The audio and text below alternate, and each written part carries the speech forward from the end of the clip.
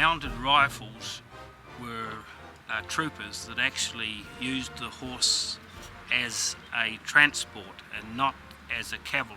So that was a difference. You actually went on your horse and you fought off it.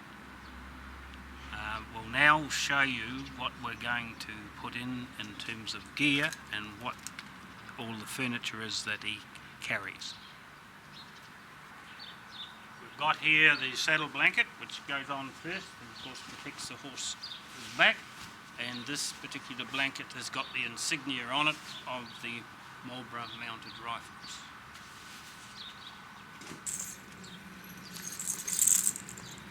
We've got here saddle and breastplate.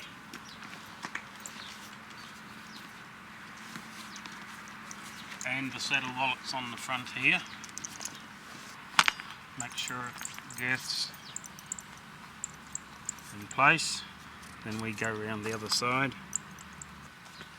Everything's tightened here from the near side.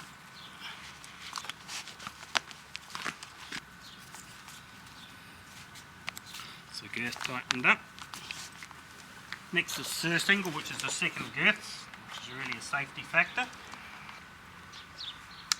This holds the saddle in place and stops it from slipping. Comes underneath, and the surcingle, which if you like is sort of a second safety device to hold the saddle in place.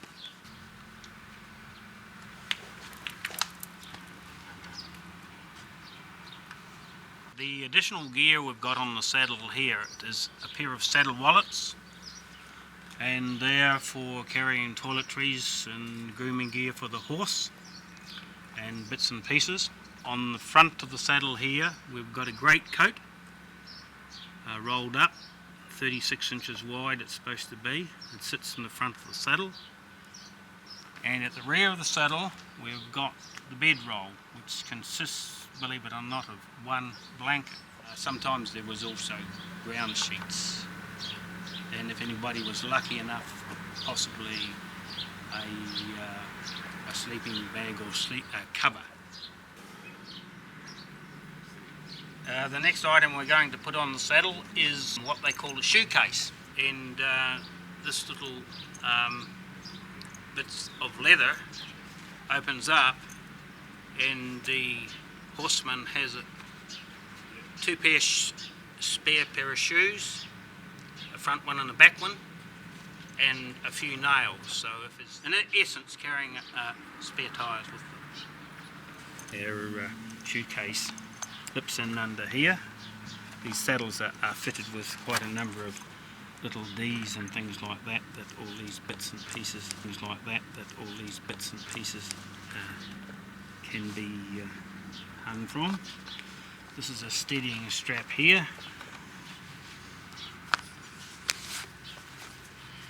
And fits in like so. We now have here a heel rope and a feed bag, and these two items both go again on the near side of the saddles, so they're buckled into here.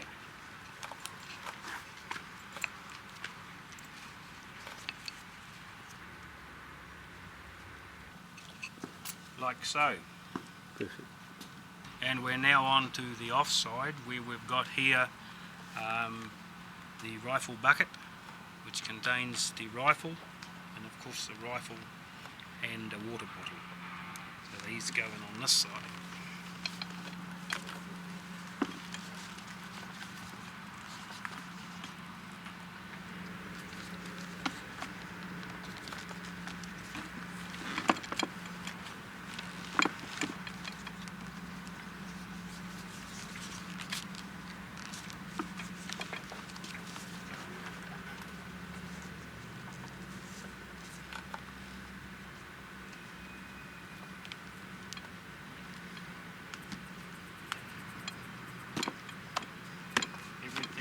Place there, like so.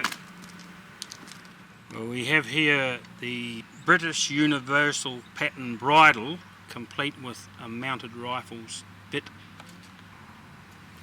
and this goes on the horse. It's a combination bridle and halter, and as you see here, you can actually undo the strap holding the bit and take it out of the horse's mouth, so it's free to have its feed without the bit impeding its progress.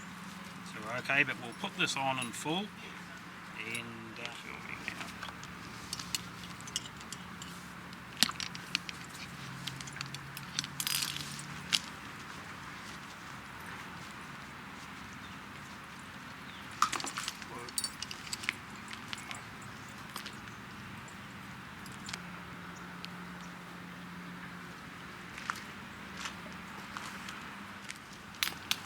remember before we actually had the heel rope at the back, so when the horses are picketed at night, they're picketed with the rope on a high line in front of them, and to make sure that they're in line and keep them so they're not crowding too much, the heel rope goes behind so that they're virtually facing the same way all the time. So that's the way they spend their night. So there's not much moving about or anything like that. And that virtually has most of his furniture. Yeah, this is perhaps more ceremonial than of necessity. This particular sabre was the last sabre manufactured. It's a 1912 pattern officer's cavalry sabre, and it was probably used more for show and displays than in actual fact in warfare. But it fits quite conveniently through here, right here. And what we have here is the 1868 pattern lance, and this is used mainly for ceremonial things, but this one is here, and the rider holds it up here. Yes. But there was a sport they used, a horse sport called tent pegging, where you actually spear pegs on the ground with the lance. That's still quite popular in India and also in Australia.